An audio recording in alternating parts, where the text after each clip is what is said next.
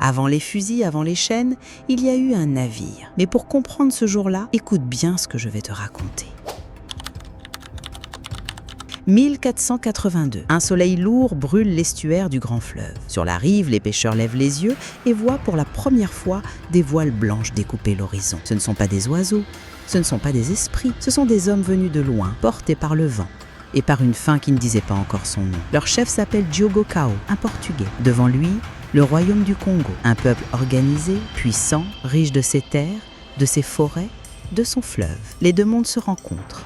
Mais cette rencontre n'est pas égale. On raconte que Diogo Cao planta une croix de pierre, un padrao pour marquer son passage. Un signe qui disait « Nous étions là, ceci est à nous ». Mais personne sur cette rive n'avait donné son accord. Est-ce que tu comprends ce que ça veut dire? À cet instant précis, l'histoire du Congo bascule, car derrière ces voiles, il y avait des prêtres, des marchands, des soldats. Et derrière leurs sourires, il y avait déjà le goût du fer, de l'or et du sang. Ce jour-là, les habitants du fleuve voyaient peut-être des alliés, mais l'histoire allait leur apprendre que ces étrangers n'étaient pas venus pour partager. Abonne-toi à Naya Mythologie pour découvrir la suite de cette histoire effacée des manuels. Partage cette vidéo pour réveiller d'autres mémoires. Et dis-moi en commentaire, est-ce qu'on t'a déjà raconté que la colonisation du Congo a commencé par une voile sur l'horizon? Ne laisse plus personne te voler ta mémoire. Ils étaient venus pour